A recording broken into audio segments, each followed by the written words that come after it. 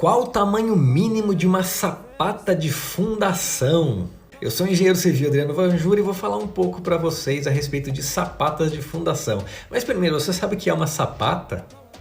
E quando eu posso utilizar esse tipo de fundação, né, na sapata? Esses conceitos são definidos pela norma, né, a norma 6118 e a norma 6122.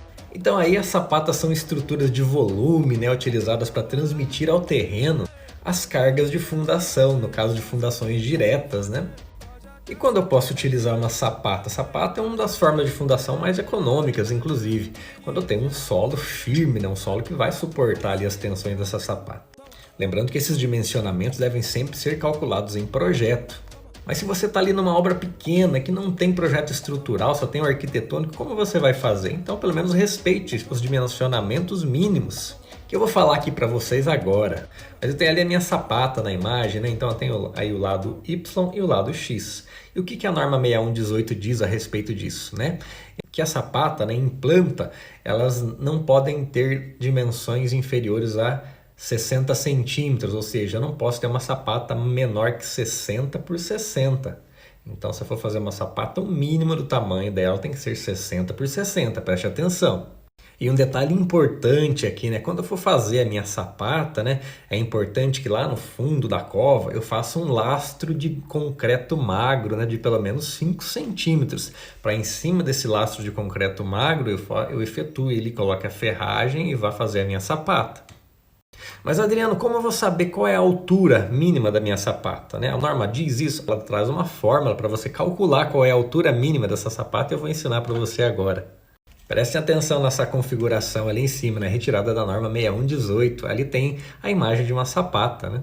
E nesse exemplo aqui nós vamos utilizar uma sapata de 1 metro por 60 centímetros, ou seja, o lado A nós temos 1 metro e o lado B 60 centímetros, 60 por 1. E em cima desta sapata nós vamos ter um pilar de lado A 40 centímetros e lado B 15 centímetros, ou seja, um pilar de 15 por 40. E qual é a fórmula que eu vou utilizar para calcular a altura dessa sapata? A norma fala para nós, olha ali, H, né, que é a altura da minha sapata, ela tem que ser maior que A menos AP, ou seja, o que é o A? O A é o lado A da minha sapata, né, no caso aqui ele mede 1 metro, e qual é o AP? É o A do meu pilar, ou seja, a face do pilar que está do mesmo lado da face da minha sapata que eu estou analisando. Observem ali na imagem, o lado A da minha sapata tem 1 metro e o lado A do mesmo pilar, né, o AP, tem 40 centímetros, que é a mesma face.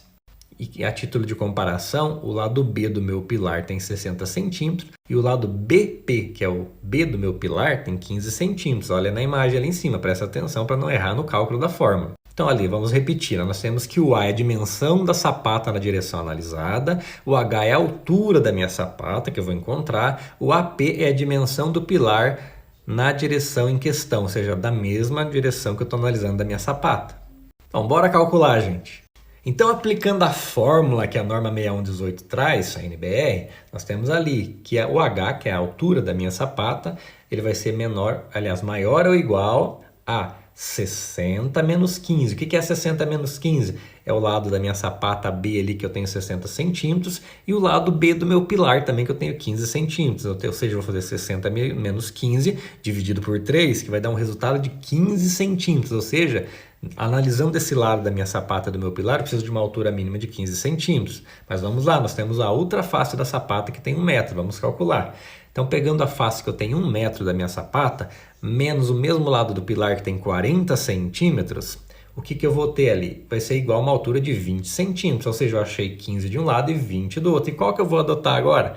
Vamos, pela segurança, né, adotar sempre o lado de maior dimensão, né, a maior dimensão encontrada. No caso, eu vou fazer a minha sapata com uma altura mínima de 20 centímetros. Olha ali o resultado. Então, eu vou adotar 20. Mas tem uma altura mínima que a norma não deixa de fazer menor, Adriano? Tem sim. A NBR diz que não pode fazer uma sapata com altura inferior a 10 centímetros, ou seja, o mínimo é 10 centímetros. Se der um cálculo, aí se você fizer um cálculo desse que eu fiz e der menos que 10 centímetros, você não vai fazer menos que 10 centímetros não, você vai adotar o mínimo de 10 centímetros.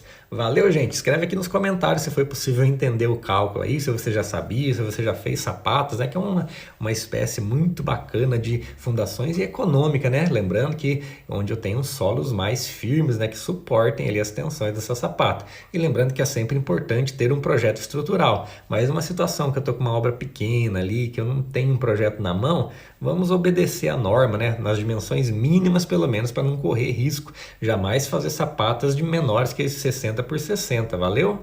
Um abração e até mais.